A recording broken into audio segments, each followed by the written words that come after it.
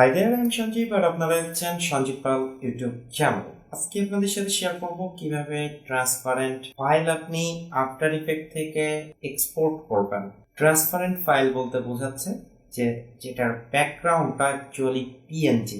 Suppose আমি এই লোগোটা আমার ভিডিও কিংবা যে কোনো জায়গায় যদি আমি ব্যবহার করি, তাহলে এর বাইরের যে ব্যাকগ্রাউন্ডটা সেটা থাকবে না, জাস্ট পিএনজি আকারে এই ট্রান্সপারেন্ট ফাইলটা হতে থাকবে। আশা করি ট্রান্সপারেন্ট ফাইল সম্পর্কে আপনাদের অত বেশি বোঝানোর দরকার নাই।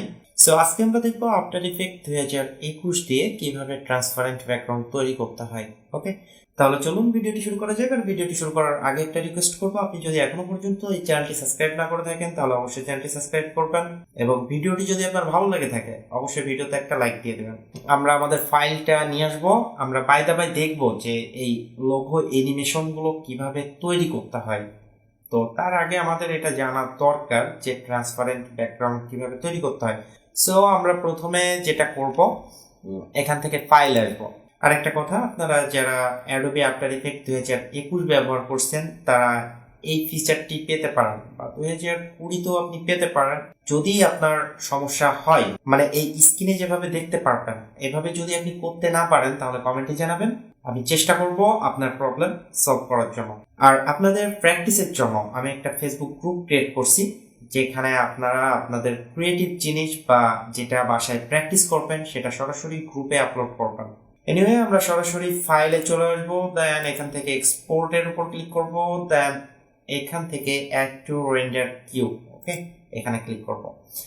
ক্লিক করার পর আপনাকে এখানে কিছু সেটিংস করে নিতে হবে।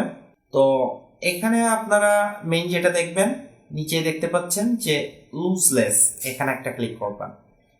ক্লিক করার পর এখানে এপিআই ফরম্যাটই থাকবে। তাছাড়া যদি আপনাদের অন্য কোনো ফরম্যাটের দরকার হয়, আপনি অন্য কোনো ফরম্যাটে এখানে ট্রান্সফার করে নিতে পারবেন। ওই ফরম্যাট আছে, এমপি3 আছে। সো আমি এপিআইতে রাখছি। এখন এইখানে আসার পর আরজিবি আছে, RGB plus alpha. Make sure RGB plus alpha আপনারা যেন আলফা না দিয়ে দেন। ওকে, এখানে আপনারা আরজিবি প্লাস আলফা এটা সিলেক্ট করবেন। করার পর আপনারা এখান থেকে ওকে প্রেস করবেন। এখন এই ফাইলটি কোথায় রাখবেন সেটা আপনারা সিলেক্ট করে দিবেন। ডেস্কটপে রাখবো, ডেস্কটপে সিলেক্ট করে দিলাম। ওকে, দেওয়ার পর এখান থেকে আপনারা রেন্ডারের উপর ক্লিক করবেন। সো খুব ইজি প্রসেসে আমরা দেখলাম যে ট্রান্সপারেন্ট ব্যাকগ্রাউন্ড কিভাবে তৈরি করতে হয়, বা আপনার এই অ্যানিমেশনটা আপনার ভিডিওতে ইউজ করার জন্য কিভাবে আপনি ট্রান্সপারেন্ট করে নিতে পারেন। সো দেখতে পাচ্ছেন এইমাত্র রেন্ডারটা কমপ্লিট হচ্ছে। ওকে, আমি এটা ওকে করে দিই। এখন যদি আমি ডেস্কটপে আসি, দেখতে পাচ্ছেন এটা মূলত ভিডিও। আমি যদি এখন প্রিমিয়ার প্রোটা ওপেন করি, সো আমি এখান থেকে একটা ভিডিও নিয়ে নিচ্ছি, যে কোনো একটা ভিডিও আমি এখান থেকে নিয়ে নিলাম। আমাদের যে ট্রান্সপারেন্ট মানে যেটা আমরা রেন্ডার করলাম মাত্র, সেটা আমরা নিব এখান থেকে। এটা সো আমরা ভিডিওটা প্রথমে দিই, তারপর আমরা যদি এটা দিই এখানে,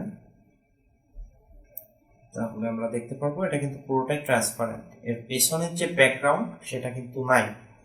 সো আশা করি বুঝতে পারছেন কিভাবে আপনারা ট্রান্সপারেন্ট ব্যাকগ্রাউন্ড তৈরি করবেন, বা আপনার লোগো অ্যানিমেশন থেকে কিভাবে আপনি ব্যাকগ্রাউন্ডটা রিমুভ করে সেটা আপনার ভিডিওতে ব্যবহার করতে পারেন। সো আশা করি বিষয়টি আপনারা সবাই বুঝতে পারছেন। এখন আপনি এটা যেখানে রাখবেন সেখানে রাখতে পারেন। ইফেক্ট কন্ট্রোল থেকে আমরা এটা এখন প্লেস করে অন্য কোথাও রাখবো। দেখা যাচ্ছে আমি স্কেলটা ছোট করতে পারি, দেন এটা পজিশনটা চেঞ্জ করতে পারি, উপরে উঠাই দিতে পারি। আপনার যেখানে খুশি আপনি সেখানে এটা এখন রাখতে পারেন। সো আজ এই পর্যন্তই। পরবর্তীতে দেখা হবে নতুন আরেকটি ভিডিওতে। ততক্ষণ ভালো থাকবেন, সুস্থ থাকবেন।